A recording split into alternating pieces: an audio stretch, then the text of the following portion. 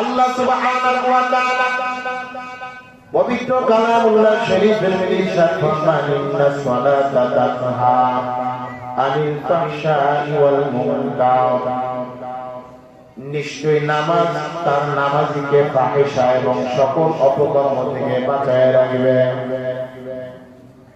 এরাই পর্দার অন্তরালের মা ও যুবক, আজকের এই দোয়া বাইতুল জামে মসজিদের উন্নতি কল্পের আজকের এই মাহফিল জালালিকাল চাইলে তুমি পাইবা না। আমাদের হায়াতের জিন্দেগির ভিতরে কত ধরনের ভুল থাকে বাবা। আমি আমার হাতে সাধারণত একটা ঘড়ি ব্যবহার করি, ওই ঘড়ির কাঁটাগুলো যদি সঠিকভাবে যদি না ঘুরে থাকে, তাহলে আমি আমার ঘড়িটাকে ঠিক করার জন্য আমি আমার বাজারের বিভিন্ন দোকানদারের নিকট শরণাপন্ন হয়ে যাই। কয় আমার দেহের ভিতরে ঠান্ডা সর্দি লাগিয়ে যায়, ওই ঠান্ডা সর্দি থেকে বাঁচার জন্য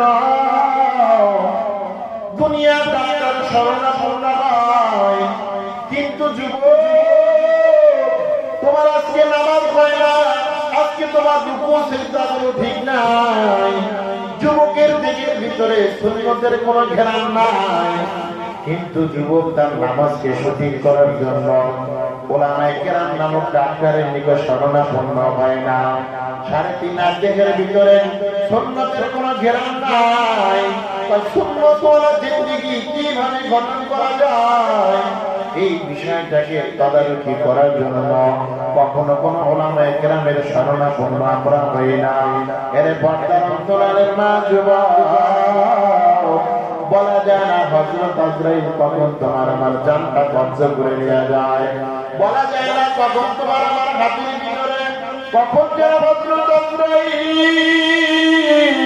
ওনার গামছাটা লাগায় দেয়।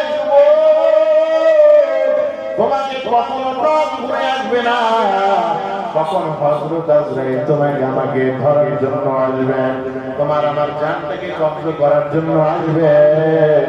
সুতরাং আসার পূর্বেই আখিরাতের সামানাগুলো জোগাড় করার চেষ্টা কর।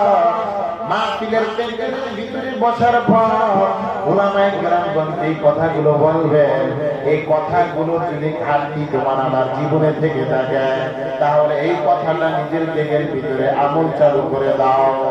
আল্লাহ পাক ফরমান, নিশ্চয়ই নামাজ তার নামাজকে সমস্ত পয়সা অপকর্ম কাজ থেকে বাঁচাইবে।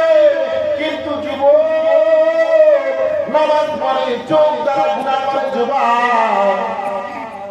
যুবক নামাজ পড়ে পা দ্বারা গুনাহ করে, যুবক নামাজ পড়ে কিন্তু অন্তর দ্বারা গুনাহ করে। আল্লাহ রাসূল সরকার দু আলমের উপর এই আয়াতে কারিমা নাযিল হওয়ার পূর্বে একটা ঘটনা ঘটে যায়।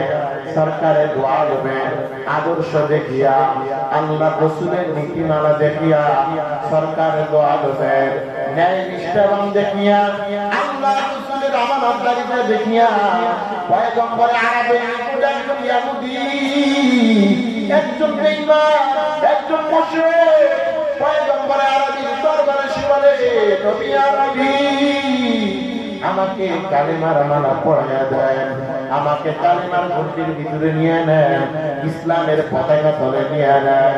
পয়গম্বর আরবীর নিকট আসার পরে ওই ইহুদি মানুষটা সরকারি আলমের হাতে হাত রেখে ইসলামের ভর্তির ভিতরে প্রবেশ করলেন। কালেমার পতাকা তলে এসে বললেন, এরা নবীর উম্মত, রাসূলের উম্মত, আল্লাহর নবীর উম্মত, দিলের কানে শুনবা। বলা যায় না কোন কথাটা তোমার আমার দিলটাকে অ্যাটাক করে নাই, বলা যায় না কোন কথাটা তোমার আমার গুনাহযুক্ত আমার জীবনটাকে গুনাহমুক্ত করার জন্য সহায়ক হয়ে যায়, বলা যায় না। আল্লাহ রাসূলের আদর্শ দেখার পর এই বেদীনের মূর্খ এই ইহুদি নাসারা আল্লাহ রাসূলের দরবারে সে কালিমা পড়ে মুসলমান হয়ে যায়। যেহেতু ঈমানের পরে দ্বিতীয় স্তরের নাম হচ্ছে নামাজ, দ্বিতীয় স্তরের নাম হচ্ছে সালাত।